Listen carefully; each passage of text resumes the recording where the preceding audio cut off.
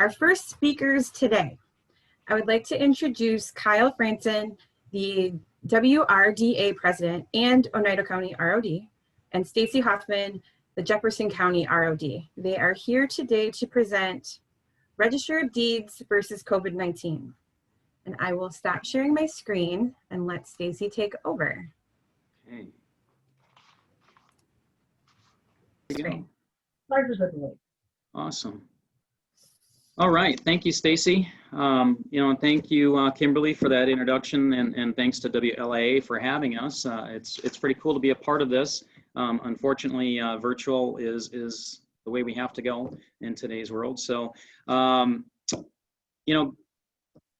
thanks for joining us, and welcome to the Register of Deeds versus COVID. Before we get started, I would like to introduce Staci and give a little more background on Staci as well. Staci is the Register of Deeds in Jefferson County.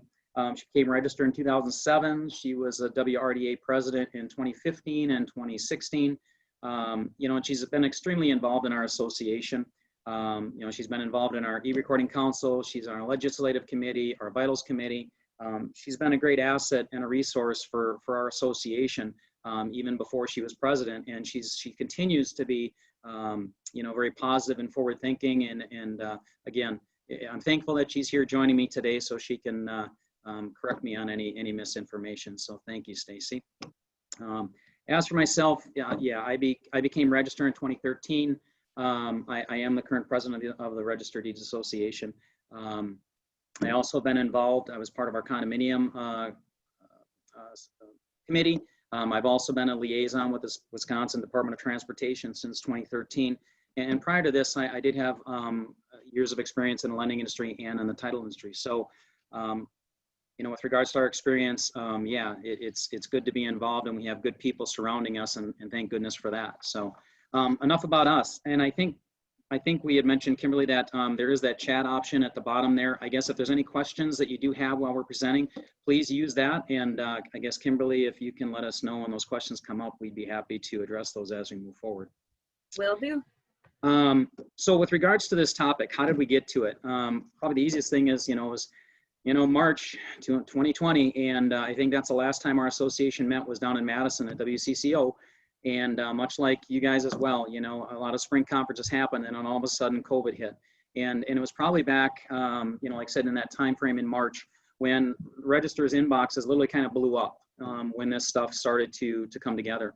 And I think one of the things that came about was, how are we going to deal with this? How are we going to move forward? And of course the fear is, God forbid, we didn't want to have to close our offices. And that was our number one priority. And so we got through the first couple of months, and then it was in June, I think, when Staci, who is also a board member, a current board member on the Wisconsin Counties Association, she was asked to give a presentation. And this topic was something that was fresh in our minds. And so Staci had a great idea and said, hey, let's look at presenting this topic and sharing our stories about how we kind of got through this and worked through kind of a very difficult time. And for some, it was, it was awkward as well, but we had a lot of success stories, and I think that's what we wanted to share. So moving forward, with regards to the Register of Deeds, and if we hit the next slide, Staci, a little bit about us. And again, I think Staci and I, when we talked about this is a really great opportunity for us to kind of toot our horn. And again, in any government office, we all have our reasons and our importance. But for the Register of Deeds, really the biggest thing is, we wanted to make sure that we were not going to close. And I think that the thing that really happened with Governor Evers deeming our offices, essential, along with, lending institutions and the title companies, we really wanted to make sure that with the economy, if our offices close for any extended period of time and we're not able to, accept documents, record documents, index, verify, process vital records, and that has happened in one of our counties not long ago. 2 years ago, or a year and a half ago, we had a county that literally closed down. The economy and the ability to function in that county, it stopped. There was no recordings, there was no transactions, there was no conveyances being recorded. And we wanted to make sure that didn't happen. And honestly, we did our best to make sure that was something that we did not do. And so, again, with regards to the importance, Wisconsin is a race notice state, and essentially that's pretty easy to describe or define. And the fact that we record every register throughout the state has the ability or has the responsibility to record the documents in the order that they're received. And you say, well, okay, well, how do you do that with regards to paper documents, people that are walking them through the door, electronic recording, which is huge right now.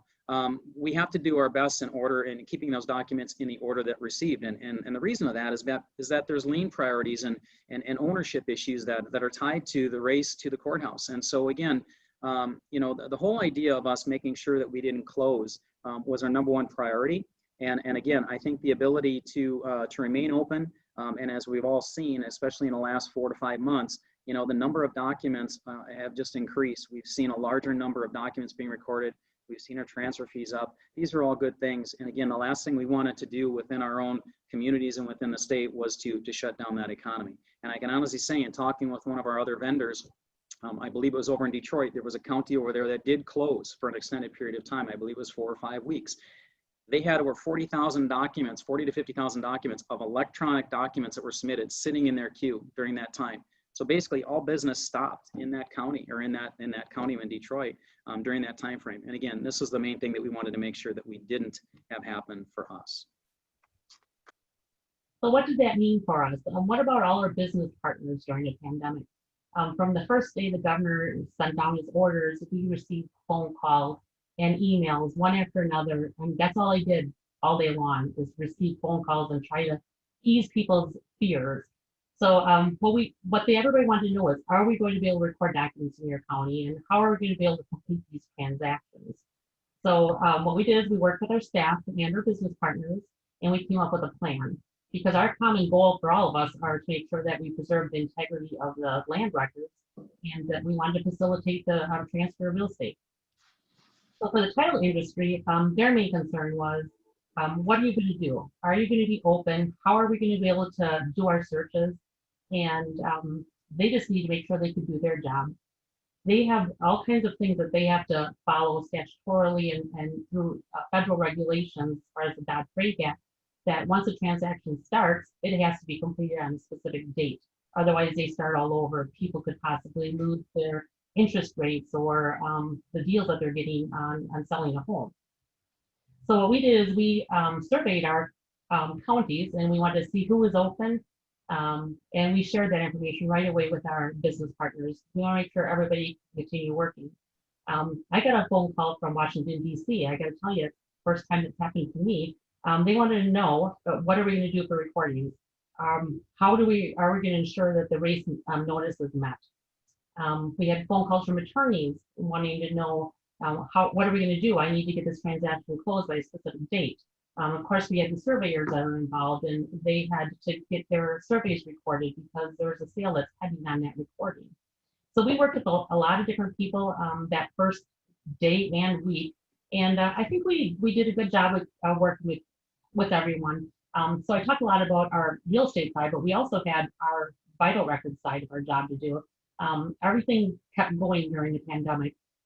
People still died, and funeral homes didn't know what they could do. People were still planning on getting married, and how they could finish that transaction, all depended on whether we were going to be open or not for them.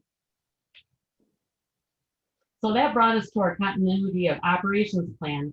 I think most of you have all had to do that at one time or another in your life, and we all dreaded it. It's a lot of work. We assumed that we'd be using it for our, in case there's a disaster, a tornado or a fire. We never thought we'd be using it for the pandemic. So that was the interesting part for us. Is this different than any other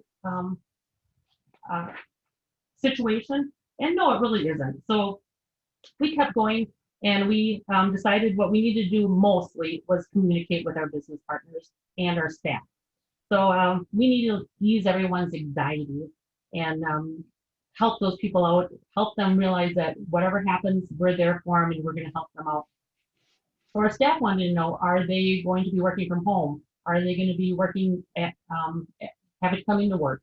If they work from home, how are they going to do it? They don't have the equipment there. And what about my kids? I have kids in school, so how am I going to handle working and dealing with my kids? That was all things that we each had to work out individually within our own county. But our message, we decided, needed to be very complete It needed to be immediate and it needed to be focused. So as I mentioned earlier, we worked with our title industry and we let them know consistently what counties were open. Were they open as usual? Were they open by appointment only? Were they closed to the public but still working? Or were they all just working strictly from home? How are they going to get their documents and papers into us? So these are all things that we worked on, and we wanted to make sure that we are serving the public to the best that we could. So looking at policies, you know, and as Staci said, you know, a lot of us had to, you know, when this pandemic blew up, we literally had to, you know, we had to dust off our continuity of operation plans, our COOPs. And honestly, I think, you know, we kind of had, you know, a lot of us probably hadn't touched those in probably 3, 4, or 5 years. And so, you know, when you pull those things out, you're kind of thinking, like Staci had said, you're thinking about, you know, disaster recovery type stuff, you know, tornadoes, fires, those types of things, water damage stuff. And unfortunately, you know, fortunately, we still had the ability to operate, but it was just that fear of, okay, what if, and the what ifs, and we had to open those up and dig them out. And again, going back to the ability of sharing with our registers, there are a lot of good ideas that were presented and posed and how people were dealing with that. The other thing is that those policies that, you know, we had to work within our county. And of course, those that were created by our county, we had to follow those. And again, when people would call and they would ask about, let's say, going to Jefferson County, you know, going to Dane County, what happened, or I says, what we had to do is, you know, in Oneida County, we actually did close to the public. We had our offices remain open, but we were closed to the public, no walk-in traffic. So that was our policy in our county, and we had to make sure that we communicated that with anybody that called it. Okay, if you're going to another county, make sure you call, because everyone's treating this a little bit different. You know, with regards to the Register of Deeds, you know, in our offices, again, I also work really closely with, you know, with their other departments. And I wanted to make sure that when people were calling, you know, was my office, once we did reopen in June, you know, how was our office handling that? And in regards to how are the other offices that we closely work with, like our land information office, our real property lister, the zoning office, the treasurer. I wanted to make sure that our policy, at least from what we were doing, was hopefully close to the other departments, so that we weren't conflicting with regards to what we were doing and what another county or another office might be doing, even within our own county. So again, looking at those policies, you know, we really had to communicate in a couple of different ways. Number one, we had to, you know, we had to put on our websites. We had to send out emails. We have an email list with a lot of our business partners, and we use that. We updated it. And of course, you know, as much as we could, we received calls, and we even actually called people to let them know, okay, by the way, you know, Oneida County is currently, you know, we are open, but we're limiting the number of people that can come in. So please call if you plan on coming in to search our manual indexes. Those are things that we had to really do to communicate with our business partners, so that they knew exactly what our policies were within our offices. I think the other thing is that, you know, we had to look at technology. How did that work? And technology, I think, continues to be a huge part within our offices. When I first started in 2013, I was in the office in 2012 as chief deputy. And at that point in time, you know, track was still pulled. We still pulled books. And so, you know, the idea of getting our documents available was a huge step in a lot of offices over the years. And again, with regards to having that stuff available for us, I think every office is still continuing to move in that direction. If they don't have their documents available, I think everybody is working towards that goal. Whether you're searching by volume and page or doc number, looking for plats, looking for CSMs, the availability for the title company or for the bank to be able to go find that information, or for the do-it-yourselfer, you know, that information is now available, you know, in almost every county. And the other thing that was really a big positive is the ability to e-record. And for those of you who don't know what that is, instead of mailing your document in or walking it through the door, electronic recording is huge. It started in 2003 back in, I think it was Racine, Milwaukee, and Washington counties. And honestly, all 72 counties as of today can electronically record. Now, there's a few caveats that come with that. You can't just take and jump on your computer and send a document to us. It has to go through 6 different submitters that we use. Indicom, Simplifile, EPN. These are companies that we work with to make sure that it's extremely safe, it's reliable, and it's extremely efficient. Instead of putting something into an envelope, sending it off and getting it back to, or getting it to us in maybe 2, 3, 4 days, you know, electronic recording, they can use this, sit at their desk, scan the documents in, submit the document to us, and once we receive it, if it's in the next order to be recorded, it gets recorded, and they know exactly what the document number is right now. So e-recording is huge, and especially during this COVID situation. And I can tell you that in Oneida County, the number of documents that we've e-recorded in the last 6 months it just continues to grow. And a lot of the business partners that we have that have been skeptical about electronic recording, once they've started to do this, they've even said, why didn't you tell me to do this earlier? Because it has been a huge benefit. And I think those that are fearful of change, once they step into it and they realize how beneficial and nice this option is, they've been thankful that we've sent them in that direction. The other thing that I can tell you is regarding legislation, e-notary. Legislation was passed in March. The traditional way of notarizing a document, sitting across from somebody, that was kind of a struggle. And people would call and ask and say, well, how do I get my documents notarized? Well, if the title company wasn't taking people in and the banks weren't doing that, this is something that's going to take time, but it's an option that's going to help provide another opportunity for people to get documents notarized. And it's something they can do electronically versus having to physically sit across the desk from somebody. Yeah, and I was just going to add to that. We were sitting at our conference in March in Madison, and we just went over to get the legislation signed. We had been working for the last year and a half, almost 2 years, on remote notarization along with the title industry. And we were lucky enough to go over to the council and have that legislation signed. We didn't think it was going to start happening, anything would happen until June at the earliest. But we all got back to work that next week, and lo and behold, we had to have an emergency order to allow for remote notarization in Wisconsin. So thank goodness we were proactive. We were ready to go. We just had a few steps and hurdles to get over to get to there. So hardware, we have to give a big shout out and thanks to our IT departments. They were amazing. For registered deeds and for many offices, I don't think anyone ever contemplated on working from home. We thought about the continuity of operations, that if there was an emergency, we'd be sitting somewhere else working on county computers. We never thought that we would have to take a computer home with us to work. So the IT departments went out, they purchased laptops for many of the counties. They purchased monitors because most of you know that we work on like a 24 or 27-inch monitor in our office. And when we get home and work on 13 or 15-inch monitor on your laptop, it's pretty hard on your eyes and pretty hard to be able to see.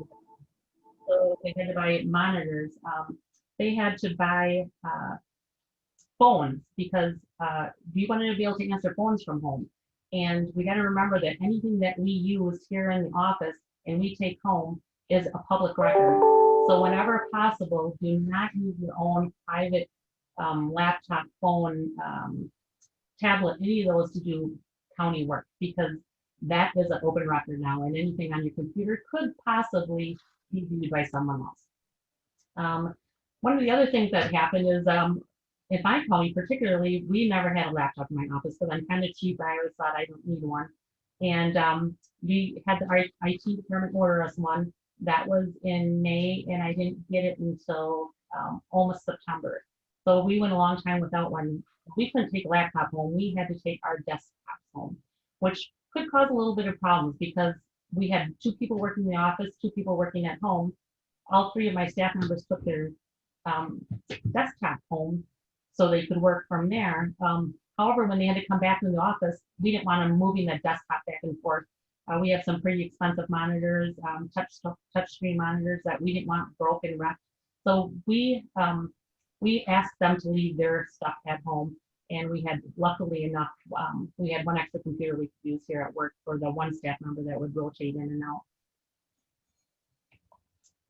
Of course, we had to utilize our software, and we have been pretty proactive in creating efficiencies using software within the Registered Deeds Association. As Kyle mentioned earlier, because of our persistence, all 72 counties could now e-record. That was something that wasn't the case in the beginning of 2019. There was a few straggling counties that didn't really feel like maybe they needed to e-record because everything was working fine. They're smaller counties. Their public and their business partners enjoyed coming into the office and doing the work that they needed to do, personally. But we kind of pushed a few of them, got them going. Thank goodness. Everybody who was skeptical about e-recording is now very happy they can do it. As Kyle mentioned, in the previous to the pandemic, there was 30 to 40% of documents being e-recorded, generally in the northern part of the states. The southern part of the state has been pretty proactive with e-recording for a long time, but now those counties are seeing 70 and 80% of their documents e-recorded. And I see that trend carrying forward. I don't think anybody's going to go backwards to submitting paper documents. It's cost savings for them to do it that way too. So the land record systems that we use in our county were pretty awesome because they already ensured that we had a secure connection using encryption through the VPN technologies and remote desktops. So we were really on the ball already with that. And we even have a few counties that host their production environment off the county server. So what that meant is all they needed is a computer. They didn't even have to log into the county server. They just logged onto the server for their software provider. And it had less people coming into the county server, which is very helpful. And as I mentioned, you know, we like to toot our own horn, so we are the leader in all things electronic. We've already offered our documents online. We've also offered our vital records online. We did a lot to make sure that everything that we have is available somehow online using a credit card for payments, because you know everything is statutorily charged. But we've been very proactive in that all along.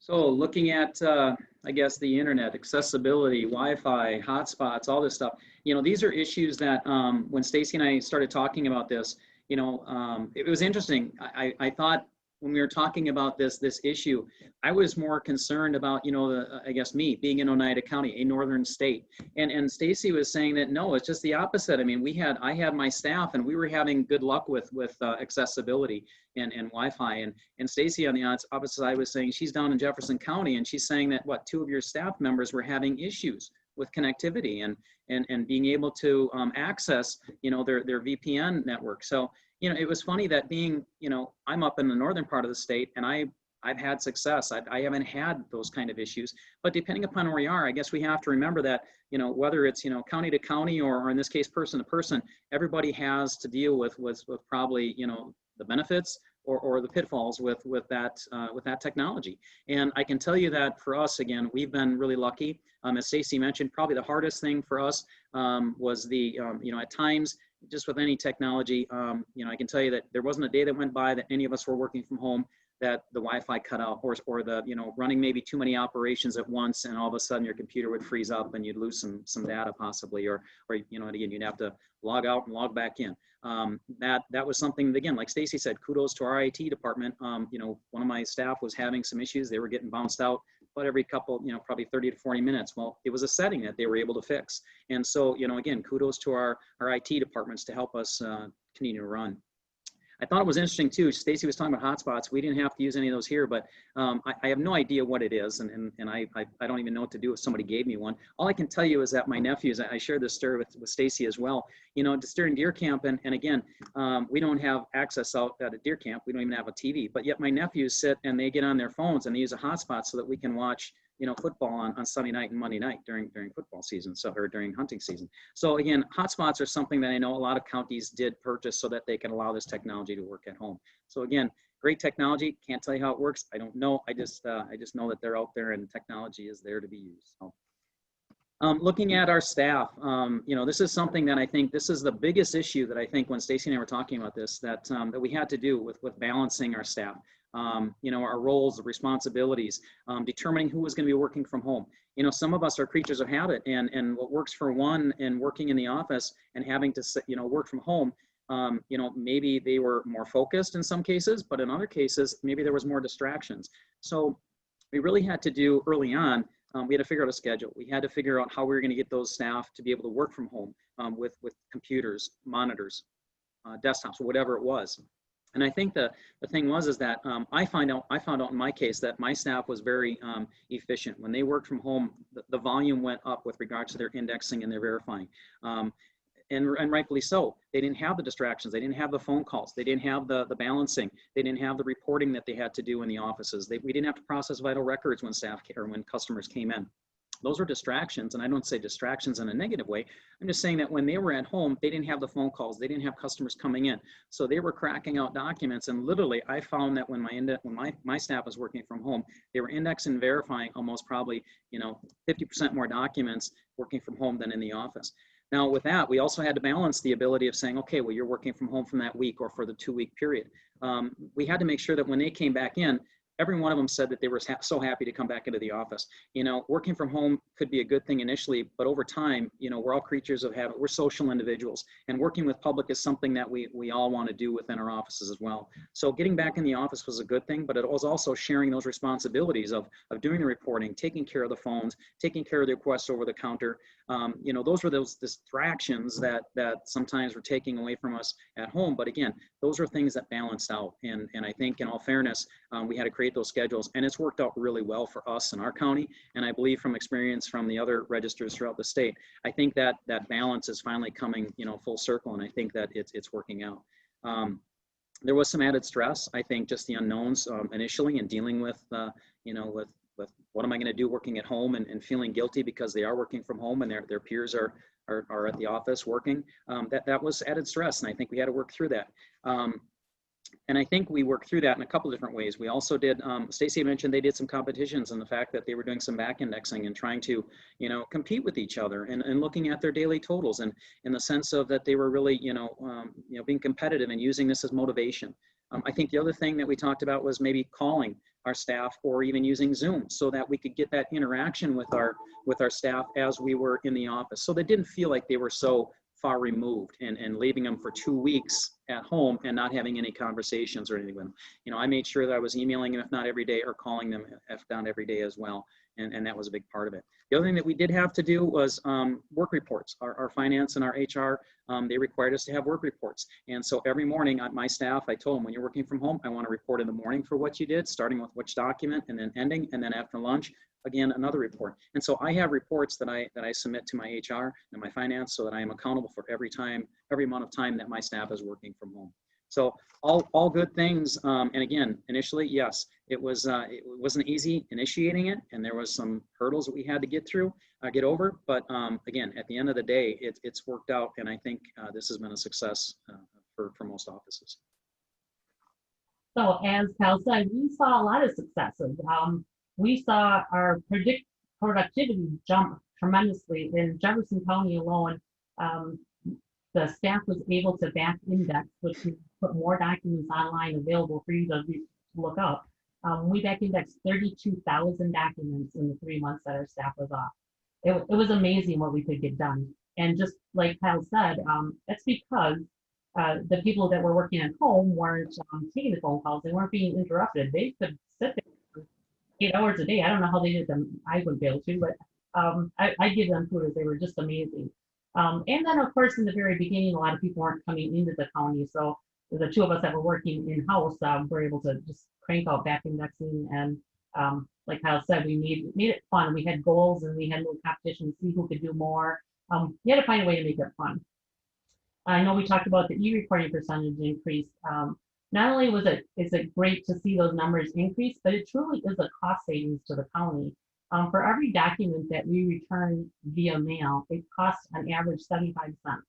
That's with the postage, your envelope, the staples, the ink that you have to put on to stamp the document. So every time we are e-recording, we're saving the county money. And that doesn't even include all the rejections that we have. So sometimes we have to reject documents, and that just adds to that cost. We also use some of our lean techniques. Use the 5 whys quite often in our office. Why are we doing some of the things that we're doing? When there's less people in the office, you have to take a look at your processes a little bit better. You have to say, can we do this more efficiently? Is there a better way to do it? Or why are we doing it? And just one simple little example of that is my deputy wanted to know why we're writing the beginning and ending document numbers every day. We kept them in a logbook. It's been that way since the beginning of time. We started asking, well, why are we doing that? There was really no good reason for us to do it. We have reports in our system that can tell us what our beginning and ending document number is at any given time. So it's just one of those little things that we cut out. The more those little kind of things that you cut out, the more time you're saving and the more efficient you're getting in your office. And then we use our technology. I mean, who ever thought that we'd allow our staff to be working from home? I mean, that's not something county people ever thought about. We never thought we'd be saying, hey, you know what? You're going to be gone for 4 weeks because of an operation. Let's say, for instance, the first week you won't be able to work, but the next 3 weeks, you could probably do a little back indexing. You wouldn't have to use so much of your sick time. It's helping you, and it's also helping us, because every document we have available online increases the revenue that we could make for the county. We found a lot of, found out that we were a very used office, and I think the county found that out also. In the very beginning, we only were letting 10 people in the courthouse at a time. And I'm going to preface this and say that our courts were closed, so nobody was coming for court. But when our administrator wanted to know who was coming to the county and why are they coming, they were mostly coming to the registered deeds. Of course, they went to other offices too, but the majority of the people were coming to the registered deeds. So I think it was a great way to find out, you know, who uses us a lot. But with every success, there comes struggles and opportunities for improvement. One of the things Kyle mentioned earlier is we did have a little bit of problem with continuity between counties. Some counties were open, some weren't.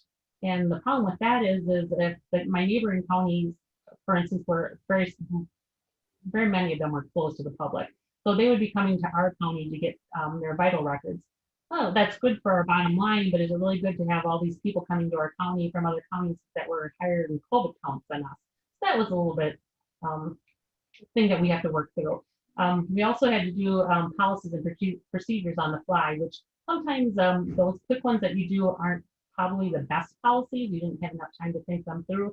So those are things that we'll work on for future continuity operations. Communication issues always a problem when some people are working from home and some are in the office. And then we also had to remember we couldn't do everything from home. Somebody still had to scan those paper documents in, and somebody still had to balance the books, and somebody still had to wait on the people for vital records because the state vitals wouldn't allow us to take the vital record paper out of the courthouse. So I think the hardest thing though for me was losing the COVID-19. I know myself and my other staff members were trying our best to support the county or our county businesses. We ordered out a lot, and now our biggest struggle will be to lose those 19 pounds. So anybody have any questions for us?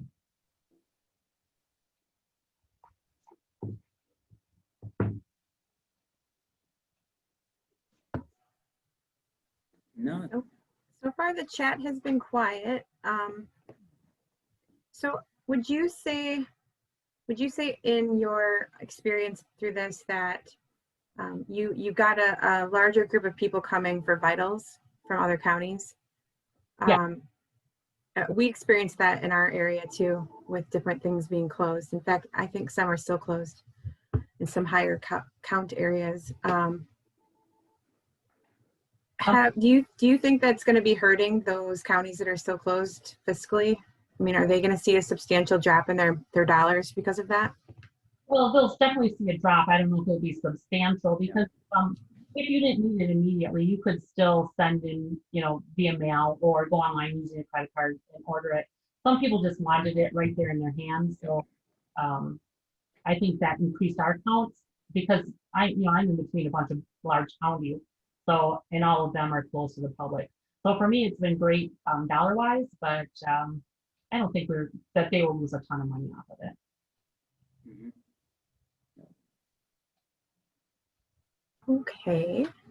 Is there anyone else that had any questions? It looks like we're getting some comments. Oh, there's a question here. What is the #1 thing in the ROD offices that you believe will not go back to how it was before COVID-19?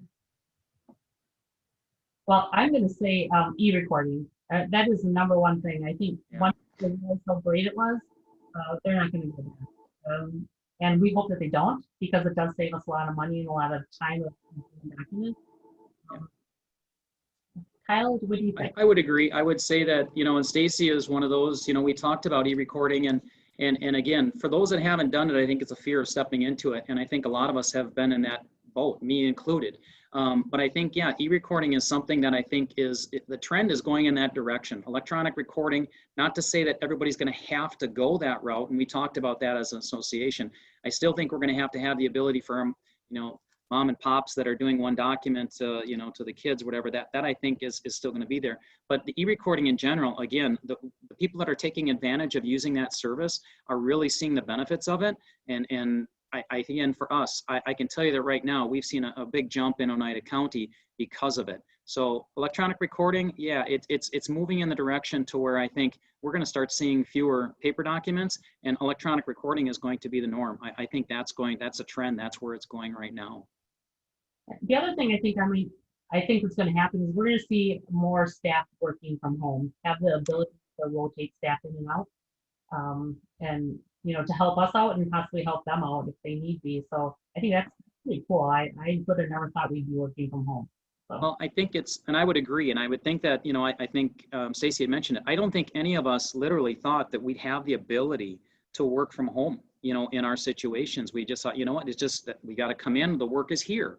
But now that we have the VPN option, you know, we can log in. Now, unfortunately, I think when we first started doing it, me included, I was using a little laptop with probably what, a 12, 13 inch monitor. Yeah, by noon, my eyes were just crazy. They were, you know, headache was setting in. So again, getting another monitor at home, you know, figuring out technology to make that work easier.